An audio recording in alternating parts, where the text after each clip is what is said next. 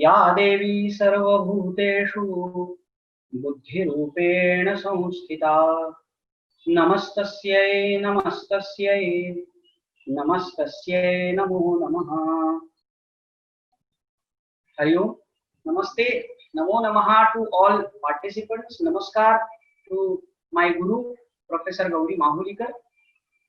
At the outset, I thank Professor Gauri Mahulikar, Dean Chinmaya Vishwa Vidyapeetham, and also who has taught me during my postgraduate course, for inviting me for this lecture, which is a part of series of lectures on Indian knowledge tradition. The video that was shown just now reminded me of some good memories. 2 years back, I had been to Chinmaya Vishwa Vidyapeetham, and it's a beautiful place. It's a place that is perfect for learning. In fact, the National Education Policy has stated that there is going to be India-centered learning here onwards. I think Chinmaya Vishwa Vidyapeetham has already been doing that. So it is very nice to be associated with an academic institute like this, which has its roots in Indian knowledge tradition. So thanks a lot for that.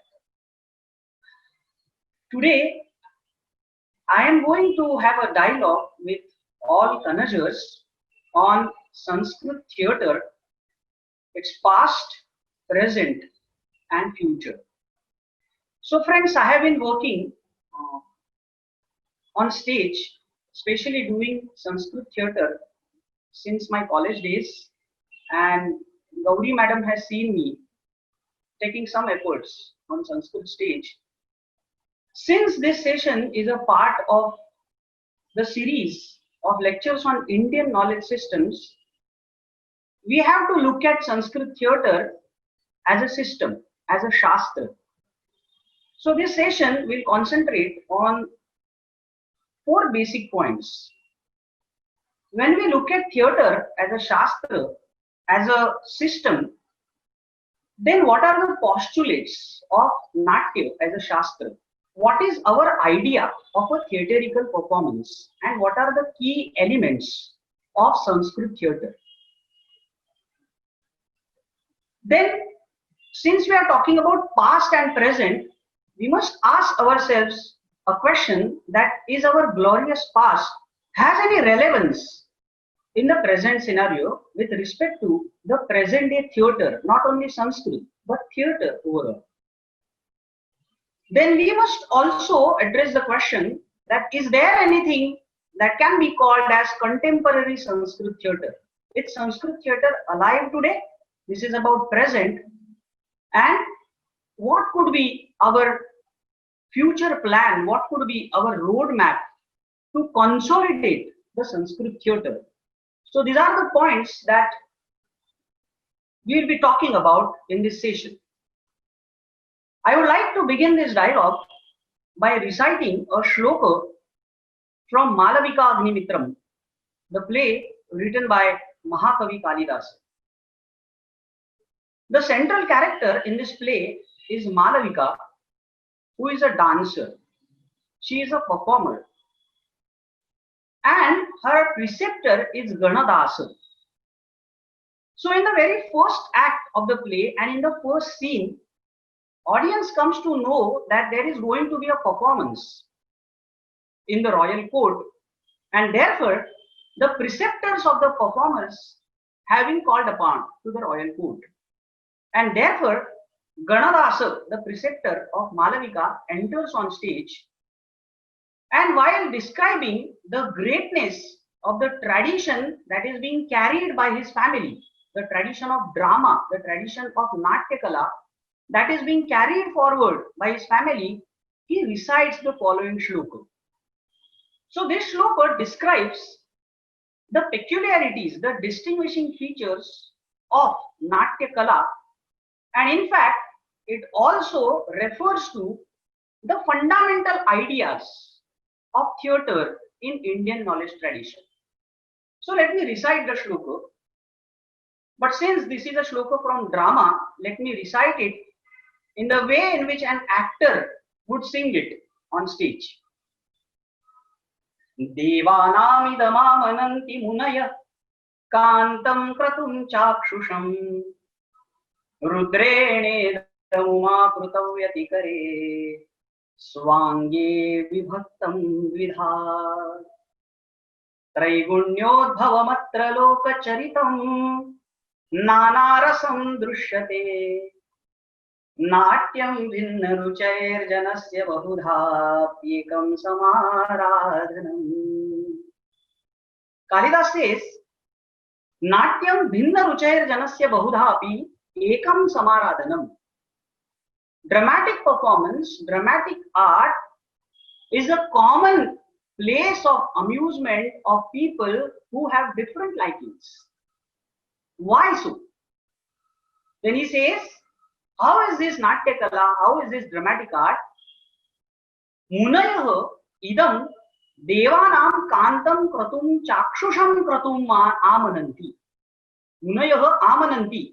The sages regard this Natya Kala as a chakshusha kratu. Sages are, of course, sages like Bharata and all those who were conversing with him in the text of Natya Shastra. So according to them, what is Natya Kala? Natya Kala is a chakshusha kratu. It is a kratu. It is a yajna. Yajna is generally done with darbha, samida and with hands. But this yajna is done with eyes. And it is kantam chakshusham kratu. It is an eye-pleasing chakshusha kratu. So the reference here is to the drishyatva of drama.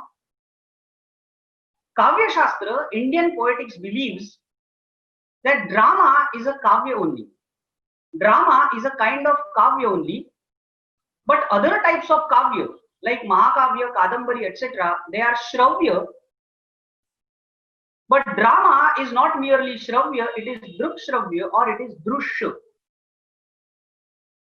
Bharata in his Natya Shastra tells us the legend about creation of Nataka, creation of Natya Shastra. And according to that legend, human beings went to Indra and requested him to create a toy for them.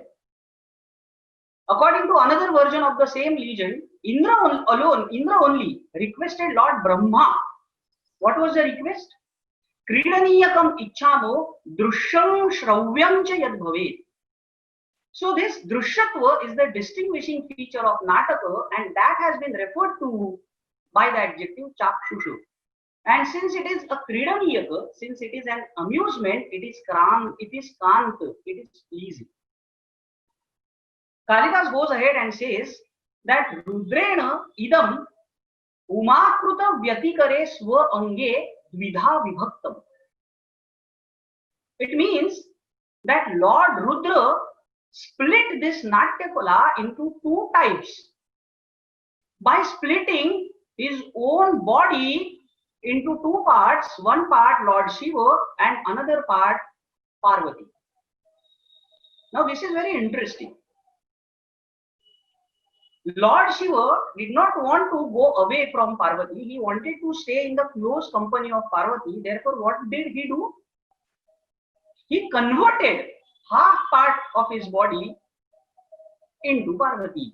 And thus, he always remained in the company of Parvati. But what is referred to by this? So we all know that Lord Shiva is regarded as the Lord of Natya Kala. One incarnation of Lord Shiva is Nataraja. And this Nataraja performs Tandava. Just as Nataraja performs Tandava, likewise Parvati or Uma performs Lasya. So when Kalidas says that Rudra split this Natya Kala into two types, he is actually referring to these two types of performance, Tandava and Lasya. Tandava is full of Raudra Rasa, it generates Raudra sentiment, while Lasya generates Shanta sentiment. So, Raudra Rasa is one end and Shanta Rasa is another end, and in between lies the spectrum of all rasas. Another thing, another distinguishing feature of Natyakala that is mentioned in this particular line is Rudra converted, Shiva converted half part of his body into Uma. That means Shiva imitated Uma. Shiva imitated Uma to such an extent that Shiva himself became Uma. This is the basic concept of Abhinaya, or this is the basic concept of Natya according to Natya Shastra or in our tradition. What does Bharata say or what does Dhananjaya say? They say that Natya is Anukruti. Natya is Anukaranam. Anukarana is imitation. But this imitation is so perfect that Rudra became Parvati only. So it is like metaphor, Rupaka in poetics. And that's what happens in drama as well. So when we are looking Ramayana and Arun Govil is performing the character of Sri Rama, Arun Govil only is Rama for us for those 30 minutes. So Arun Govil imitates Rama to such a perfection that Arun Govil becomes Rama only. And that is why in Natya Shastra, in our tradition, a term used for dramatic performance is Rupaka, metaphor. Traigunyodbhavamatra lokacharitam nana rasam drishyate. Atra traigunyodbhavam nana rasam lokacharitam drishyate. So for us, drama is a reflection of lokacharitam. Drama is a reflection of what happens around us. This is what we find, the same reference we find in Natya Shastra also. There is one more important word in this line, in this charana, nana rasam drishyate. Of course, the reference is to the rasa theory. Rasa is the core of Indian poetics and obviously of Natya Veda also, of Natya Shastra also. Yes, it is an imitation. But imitation of what? Is it merely physical imitation? Is it merely the imitation of physical movements, appearance, etc.? No. Bharata says that Trailokyasya asya sarvasya natyam bhavanukirtanam. It is the imitation of bhava from which rasa generates. So bhava is the essence of Natyakala, and therefore nana rasam lokacharitam atra drishyate. So we can experience nana rasa, various sentiments in this. So in this way, bhava pradhanatva or rasa pradhanatva of Natya, of theatre, is suggested by this charana, and therefore because of this drishya pradhanatva, rupakatva, anukaranatva, bhava rasa pradhanatva, dramatic art is the common liking of people who otherwise have different likings. And if we look at our classical theatre, the celebrated works of stalwarts like Bhasa, Kalidasa, Shudraka, they all are based on these postulates. Let us try to describe the classical theatre, the classical Sanskrit drama, by comparing it with a temple. So if we say that the treasure of Sanskrit dramas is a temple, it is a Ranga Mandir, then how does it look? The foundation of this temple is of Bharata's Natya Shastra. Who are the pillars? The great dramatists like Bhasa, Shudraka, Kalidasa, Bhavabuti, Bhattanarayana, They are the pillars of this Ranga Mandir. And what is there on the walls? The walls of this Ranga Mandira are of some brilliant scenes from the celebrated plays in Sanskrit language. So on one wall, we can see the painting of Swapna Prasanga from Swapna Vasavadattam. On another wall, there is a painting of Chitra Darshana Prasanga from Bhavavati's Uttara Ramacharitam. Yet another painting of Shakuntalayaha Patigruha Prasthanam. One more painting of Pravahana Viparyaya from Vrichagatikam. In this way, all walls are adorned with brilliant scenes from Sanskrit theatre. This Ranga Mandira has a kalasha, and we know that on kalasha, different sculptures are carved, different idols are carved. So there are different idols carved over this kalasha. Whose idols are they? Whose sculptures are they? So there is a sculpture of Charudatta, Vasanta Sena, Karna of Karnabhara, Duryodhana, Kaikeyi, Duryodhana of Puruvanga, Kaikeyi of Pratima, of course Shakuntala, and all such memorable characters from Sanskrit plays. And Kalasha has a flag. So which flag is there on this Ranga Mandapa, on this Ranga Mandira? So the flag on this Ranga Mandira is Indradhwaja. Why? Because according to a legend in Natya Shastra, the first dramatic performance, Amruta Manthanam and Tripura Draha, these two dramatic performances were given during Indradhwaja Mahotsava, and therefore this Ranga Mandira has a flag of Indra. It has Indradhwaja. And now let us enter into this Ranga Mandira. So we know that there are two parts of temple, Antarala Mandapa and Garbhagruha. So what is there in the Garbhagruha? There is no idol. There is an unmanifest source of energy, and this source of energy is Bhava. And from these Ashtabhavas generate different rasas, and the Antarala Mandapa is completely filled with Navarasas. And once we enter into this Ranga Mandira of Sanskrit theatre, it is for sure that we are going to experience all these sentiments. Not only experience, but we ourselves can be a part of Navarasa and experience the feeling of catharsis, as it is defined even in Western theatre. So this is our glorious past.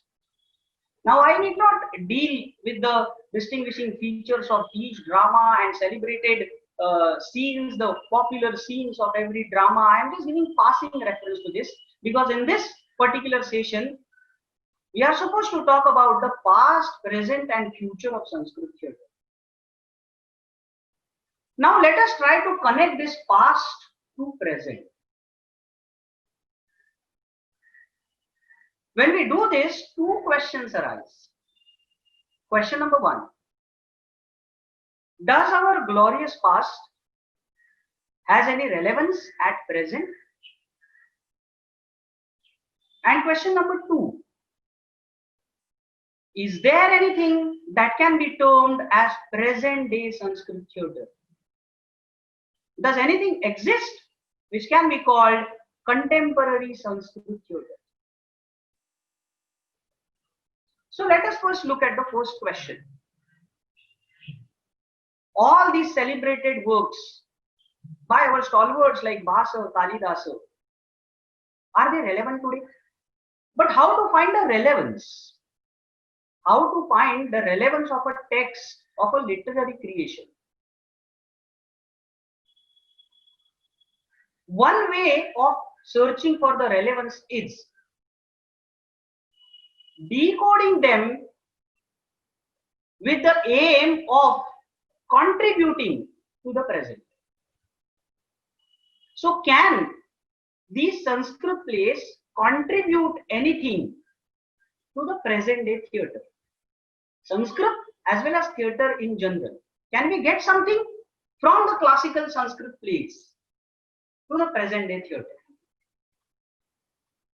We have to decode the text with this aim, and this decoding can be done at different levels. Analyzing the subject matters of Sanskrit dramas, studying their content, studying the form of presentation. Let us take only one example. So today we talk about experimental theatre. What is experimental theatre? Doing something different. Doing something different from the conventional method of staging a play is experimental theatre. Chalo, let us go to a theatre, buy a ticket, sit on the chair, relax and wait for the beginning of the play, commencement of the play. Just see how does a play generally commence. So the third bell rings, it has rung. Some background music starts and then we hear an announcement from the background. The title of the play is announced. It is followed by announcement of the major characters in the play, and then curtain is raised and the play begins. This is how a play begins today. Now on this background, let us look at Pratima Natakam. We know that Sanskrit plays begin with a Nandi, but Bhasa plays are Sutradhara Krutarambha. They don't begin with a Nandi. Sutradhara enters the stage. However, Sutradhara sings a song, Sutradhara recites a shloka, which is just like Nandi. It is a benediction. Since Pratima is related to the story of Ramayana, and the central figure in Ramayana is Sri Rama, the first shloka that is recited by Sutradhara in this play is a description of Sri Rama, description of various features of Sri Rama. What is that shloka? Sita bhava patu sumantra tushtah, Sita bhava patu sumantra tushtah, Sugriva ramasah lakshmanascha, Yo ravanarya pratimascha devya, Yo ravanarya pratimascha devya, Vibhishanatma bharatonu Sita bhava patu sumantra tushta, Sita bhava patu sumantra tushta. Sita bhava patu sumantra tushta, Sugriva Rama Sahalakshmanascha, Yoravanarya Pratimascha Devya, Vibhishanatma Bharatonu Sargam. Bhasa is describing various, he is using different adjectives to describe Sri Rama. He is Sita Bhava, Lord of Sita. Sumantra Tushtaha, mantra is counsel, political advice. So he was the one who always got correct advice, politically correct advice. Therefore, Sumantra Tushtaha. Sugriva Rama, who had beautiful neck. Sahalakshmanascha, who was always accompanied with Lakshman, and so on. But the playwright has achieved one more purpose in this shloka. He does not only describe Sri Rama, but he also introduces the main characters in the play. Sita Bhava, Sita. Sumantra, the Amatya of Raghukula. Sugriva, Lakshmana.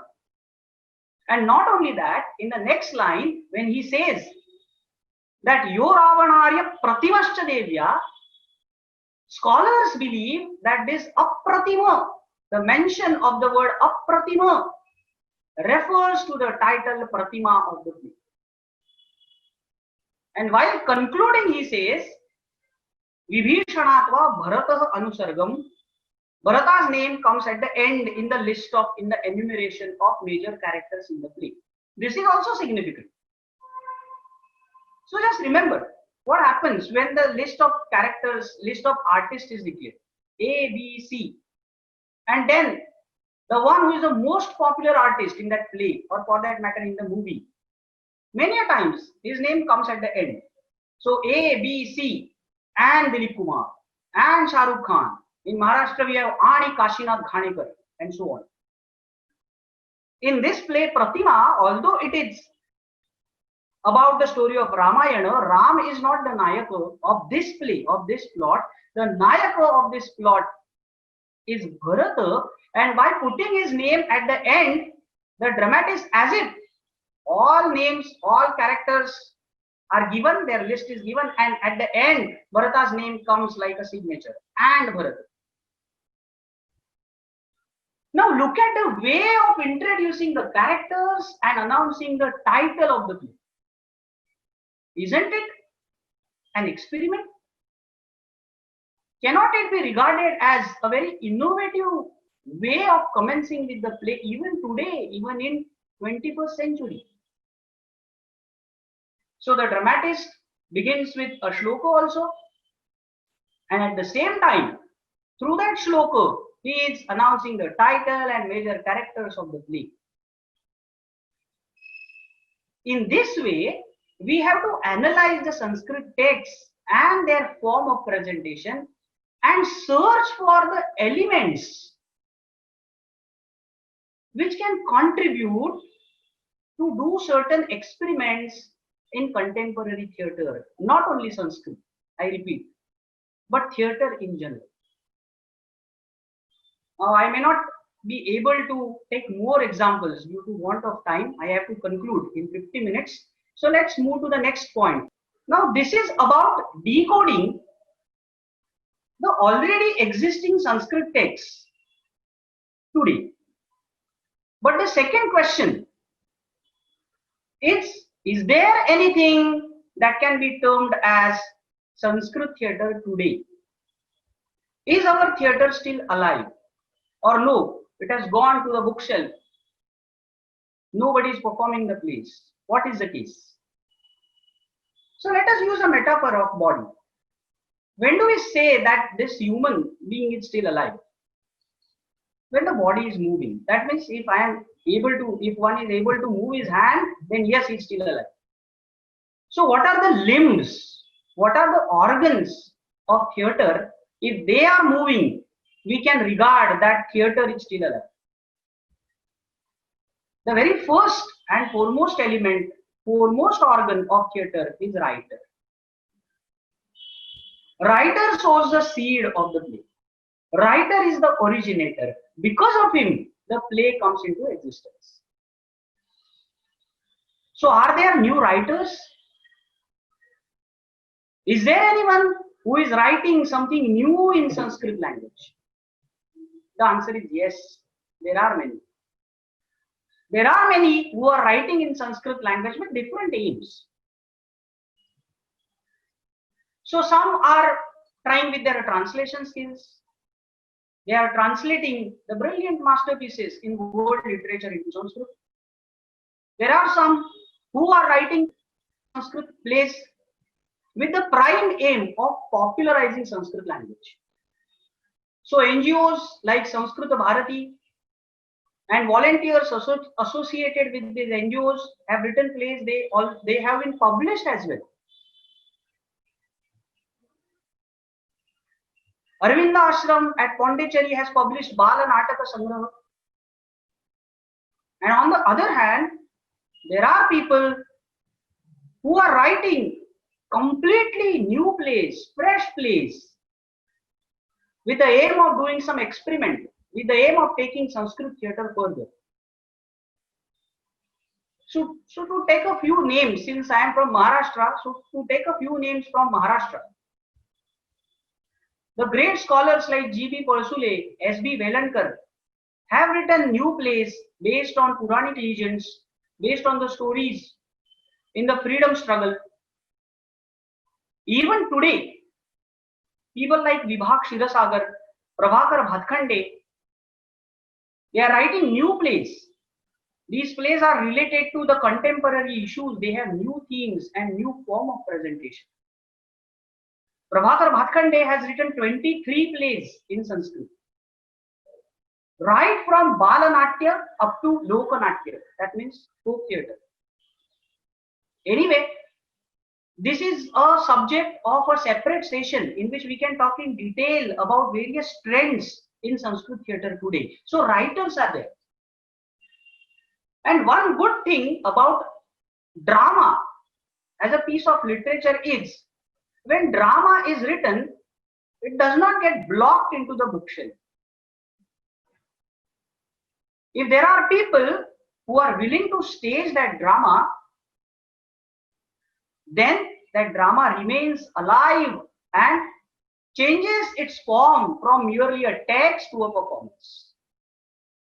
So are there people who are willing to stage Sanskrit plays? We find two categories, two groups of troops who are performing Sanskrit dramas. One group is of those troops who perform the classics strictly adhering to the frame of Natya Shastra. So since this is a platform of Chinmaya Vishwavidyapitham, we must talk about Chakyara or Shakyara community in Kerala, who is playing a significant role in keeping Sanskrit theatre alive. Even today, they perform Sanskrit plays in a traditional form. In fact, I got an opportunity to attend one workshop related to Kudiyattam, which is a traditional performance of Chakyara community. They look at Kudiyattam as an audio-visual commentary on Sanskrit theatre, on Sanskrit text. I repeat, audio-visual commentary on Sanskrit text. And because of this commentary, the old classics are still alive. Besides them, there are professional troupes, there are professional companies like Ratan Thiyam, K.V. Pannikar, who regularly perform Sanskrit plays, but not huge in number, limited in number, but they still perform. This is one group of people. Another group of people is of those youngsters who are bringing these newly written plays on stage for the sake of festivals, for participating in competitions. But many youngsters from college and universities are doing Sanskrit plays. They are doing different experiments in Sanskrit theatre. So there are people. But friends, there is one important element, a significant element of theatre, and it is the producer. Writer has written the play. People are actors, backstage artists are willing to stage that play, but it cannot come on stage, it cannot come to stage without funding. You know, it is said, Sarve Arambaha Tandula Prasthamulaha. So are there producers? Yes. So we get government funding to some extent for Sanskrit plays. So to give an example of Government of Maharashtra has been organizing a state level one act play competition in Sanskrit language since last 60 years. This is supposed to be the 60th year of that competition, and every year 20 to 25 Sanskrit plays are staged in this competition. This is a good number. And out of these 20 to 25 plays, at least half of the plays are newly written. There are some other state governments which organize Sanskrit drama festivals on regular basis. Academic institutes like National School of Drama, they also stage at least one Sanskrit play every year. I would like to talk about this topic while concluding the session, because the examples that I am giving are limited in a sense. I am saying that we get funding to some extent, but that is not sufficient. And finally, The last but the most important element of theatre is rasika, connoisseurs. There has to be audience. If there is no audience, then there is no point in staging the play. Even Kalidas says, aparitoshad vidusham na sadhu manye prayoga vijnanam. That means the performance has to be the best, but it can be regarded as the best only when the audience, the connoisseurs regard it as the best performance. So it is the most significant element of theatre. And are there connoisseurs to Sanskrit theatre? The answer is yes, but conditions apply. You know, we have this, that asterisk, small asterisk, conditions apply. Likewise, there are people, there is an audience for Sanskrit theatre, but conditions apply. And why conditions apply? Because there are some constraints over Sanskrit theatre. What are the constraints? Let us go to the next slide. These are the constraints on taking Sanskrit theatre to public, on popularizing Sanskrit theatre. First constraint, language of the text and form of the text. Another constraint, form of representing a Sanskrit play on stage. Let us look at these points one by one. First point, Sanskrit. Abhijnana Shakuntalam is a fantastic play, no doubt. But when I did Abhijnana Shakuntalam for the first time, it was very difficult for me. And it would be wrong to say that even for a student of Sanskrit, one has to resort to commentary to understand the text of Abhijnana Shakuntalam. And beyond that, today, Sanskrit language itself is not a language of mass communication. People are not familiar with Sanskrit language today. So that is the first constraint, that if the play is written in a language which is not understood by the audience, then how can audience appreciate it? But then some may ask a question that even in olden days, even in ancient times, when Uttar Ramacharitam, Shakuntal were presented, not that everyone understood Sanskrit. Yes, it's a fact. In fact, there are some proofs for this also. In Mruchakatika, Sutradhara performs the Nandi, recites the Nandi, and then he says that now I am feeling hungry, so I'll ask my wife if there is anything left in the kitchen so that I can eat it. And then he turns his face to audience and says that Prayoga Vashat Prakruta Bhashi Bhavami. That means for all practical reasons, now I have to speak in Prakrit because my wife may not understand Sanskrit. What does it mean? It means that there is a chunk in the audience who may not be familiar with Sanskrit, classical Sanskrit. So I have to do code switching, Prakrit to Sanskrit, Sanskrit to Prakrit. So it was there. And there was one more device that was available with the actors then, because of which they could convey the content in Sanskrit language to the audience, even if audience was not familiar with Sanskrit language. What was that device? That device was the frame of Natya Shastra. Let it be Shakuntal, let it be Uttar Ramacharitam or any other play for that matter.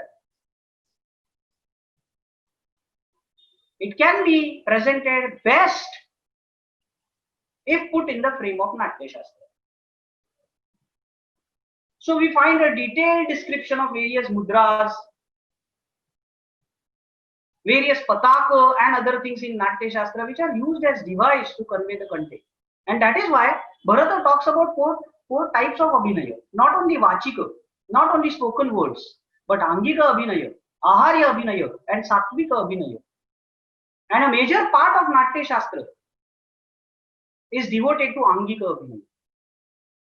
There were different symbols, and playwrights had this in mind while writing the text. For example, How does Shakuntal begin? The first scene of Shakuntala after Prastavana, Dushyanta enters the stage searching for a deer. Now, how can we show this on stage? We can show this only if we resort to the frame of Natya Shastra. Then there are some gestures for Mruga. There are some movements which indicate running and so on. And in this way, if we adhere to the frame of Natya Shastra, these Sanskrit plays can be performed. But the time when these plays were performed, the audience was also well versed with these symbols and signs. In Shakuntal only, Kalidas says, Abhirupa Bhuishta Parishadiyam.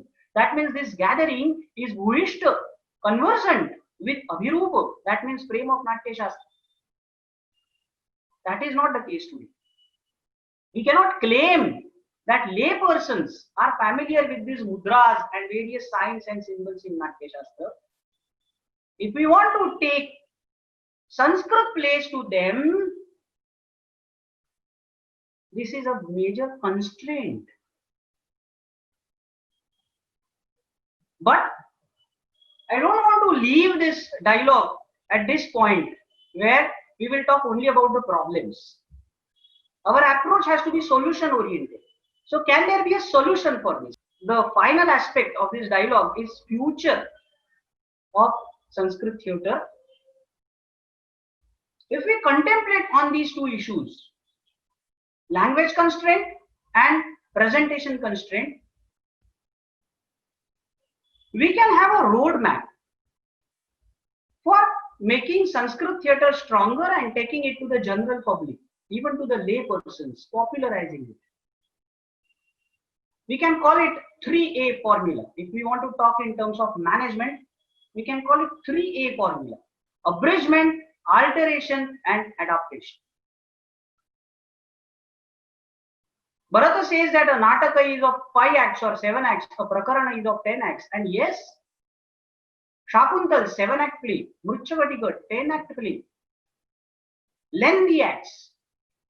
It is not possible to stage all these 7 acts, all these 10 acts, and every sentence in the text today. So we have to abridge the text. In what way? We have to read and edit the text carefully, choose the content which is relevant today,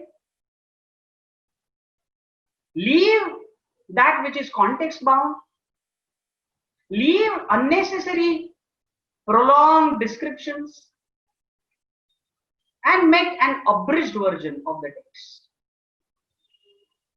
So in 1980s, Nehru Center in Mumbai had done Mruchagatikam. It was a 2-hour duration play of Mruchagatikam, and they had presented these 10 acts of Mruchagatikam in the duration of 2 hours. They abridged the text. We need to make an abridgment of our best classics in this way. Alteration is the next stage. Since language and form both are constraints, we have to alter with the language. We have to alter with the language as well as form. But what does it mean? Does altering language mean taking resort to another language and not to Sanskrit? I don't agree. I talked about Mruchagatika. Yes, they abridged, but they performed Mruchagatikam in Hindi and Marathi. If we want to take Sanskrit theatre further, then we cannot go away from Sanskrit. Then what we can do? The midway is doing code switching. That anyway was done even in ancient times. So we can do code switching. Some scenes will be performed in Sanskrit. One scene will be connected to another scene through a language that is known today, that is popular today. So if a play is being performed in Madhya Pradesh, there can be code switching from Sanskrit to Hindi.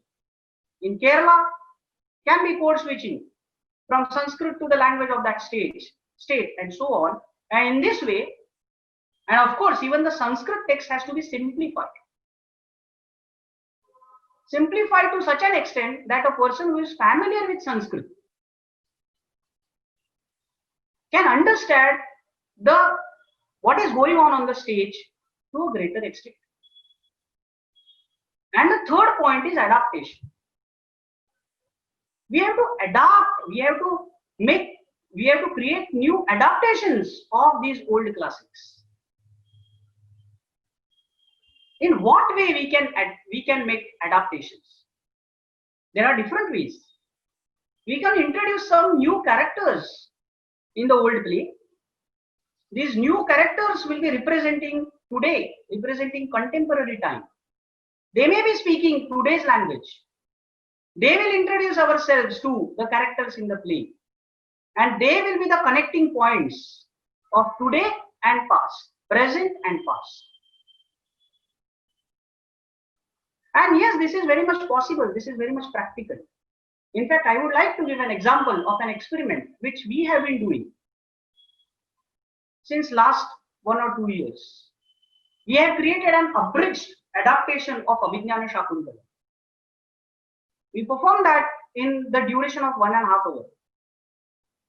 So there are 2 new characters added to the play, Nati and Sutradhara, but not the old one. The Sutradhara and Nati both are of today's age. They are conversing with each other. And through their conversation, the story of Shakuntala begins. They only start telling the story. They only start narrating the story to the audience. And while doing that, both of them enter into the plot, enter into the story. The Sutradhara becomes Dushyanta. Nati becomes Shakuntala, and a scene in Sanskrit is presented. Again, following the Brechtian style, Dushyanta, Sutradhara, comes back to the original role of Sutradhara. And in this way, he keeps on changing his roles he only becomes Kandva, Sharangrava. Likewise, Nati also becomes Shakuntala, Anasuya, and so on. In this way, we can present adaptations of our old classics and take it to a larger audience. And yes, this is about decoding the Sanskrit classics, but along with that, we also need to write new plays in Sanskrit language. I would have loved to read a passage from a new Sanskrit play. The title of the play is Mukta, written by Prabhakar Bhatkhande. But since there is no time left now, I won't be able to do the Abhivachana, do the demonstration of this play. But I would like to quote one line from that, in which Sutradhara says that Yadi Samskrita Bhasha Loka Bhasha Bhavya Tarhi Lokanam Natyani Atra Kartavyani. If we want to make this theatre audience friendly, popular, then we have to make alterations in the form as well as content. And then only we can say that we are following the rich heritage, we are following the rich tradition that we have. And while concluding, I would like to go back to the 4 limbs of theatre, which I mentioned in the previous slide. And I would like to state that the academic institutes like Chinmaya Vishwa Vidyapitam can play a significant role in this. They can encourage students and faculties to make abridged versions. They can introduce these abridged versions. They can give support to staging these plays. And in that play Mukta, the classical Sutradhara hands over the garland to the modern Nata, and modern Nata takes the responsibility of taking the tradition ahead. Likewise, youngsters like us have to take the responsibility of taking this tradition ahead.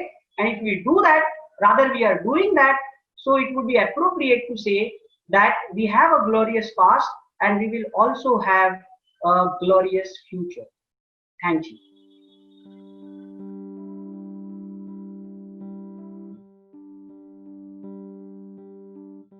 Yes, now this forum is open for discussion. Questions? Thank you, Dr. Pide. Thank you very much. This is very fascinating, and I learned a lot. I actually typed this question on the chat box. In the West, I've seen that the operas, which are really in Italian or German, so most people in America, for example, they don't understand either language. In England, for example, they don't understand, and they don't like to translate. Italian operas are never translated, and when they are performed live on the stage, the dialogues come on the top of the screen in a white screen, and they have a small strip of a screen, so you can actually read the dialogue there. And exactly, you don't need to read everything, because in a drama there is a lot of other things happening that you can enjoy, and you get the overall sense of it. So has there been, a staging of Sanskrit plays like that with the translations going on the top? Yes, I have seen a few plays on YouTube actually, in which we find subtitles. But I would like to share my experience as an actor on Sanskrit stage. I would say that there are some other even stronger means than using subtitles. So we have done a 10th century play, Bhagavad Ajjukiyam, in front of an audience which was not at all familiar with Sanskrit. Okay, and I tell you, when we did this performance, the audience enjoyed it to the fullest. It was a comedy, and even without knowledge of Sanskrit, the audience enjoyed it to the fullest. It depends upon how do you utilize the aspect of Angika Abhinaya, Vachika Abhinaya, and Aharya Abhinaya for this. So we have to take some more efforts than doing an English play or a Marathi play while doing a Sanskrit play. If we do more practice and if we understand this frame of Sanskrit theatre, then I think even without subtitles, these plays can be performed. But yes, using subtitles is also a good way of teaching the audience. Yeah, I may tell you, Dr. Bhide, even in Chinmaya Vishwavidyapitha, we had a live performance of Bhagavad Ajjukiyam, an abridged version, in which, not only the Sanskrit students, but the other students also participated. Yeah, so it was not only Sanskrit, the others also participated. And I may tell the audience here, I introduced him very briefly because I didn't want to steal and, capture his time. But then as he suggested, there have to be alterations as far as theme is also concerned. And we have to be Lokabhimukha. And I'm very proud to say that he has acted and directed some such dramas like Kara, Mukta, Devashuni. He will be doing for KKSU. Have you done it already? No, Devashuni he is be doing, and they are doing so many skits. Tomorrow, on 16th, doing an online performance of a new Sanskrit play, Devashuni. Devashuni. And then I remember, first like Mulgi Zhali Ho, for that we had that in the Sanskrit version. So how the girl child is not welcome even now in 21st century. So this was a very socially oriented drama and a skit sort of performance.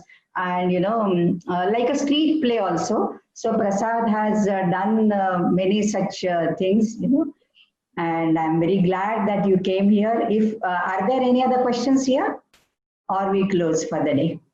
Since this is an academic platform, I feel teaching a drama with demonstration and making it a part of syllabus is a good way of popularizing Sanskrit theatre as well as Sanskrit language, and we have been trying this in our institute since last 2 years, and we are getting very good response for that. We have tried it, Prasad. The Bhagavad Ajjukiyam, which I said, was a part of their Rupaka paper course, and the exam was in the form of performance and not a written exam. Yeah, I would have loved to come over there and watch it. Yeah, you have to do all such things because we are known for innovation. So innovation not only in teaching, in pedagogy, in content, but in the delivery and in the evaluation pattern as well. So Yes. there are so many innovative methods we adopt, and we have already done this. Okay, so let us close by Shanti Mantra. Om Purnamada Purnamidam Purnat Purnamudachyate Purnasya Purnamadaya Purnameva Vashishyate. Om Shanti Shanti Shanti. Harihi Om. Shri Gurubhyo Namaha. Harihi Om.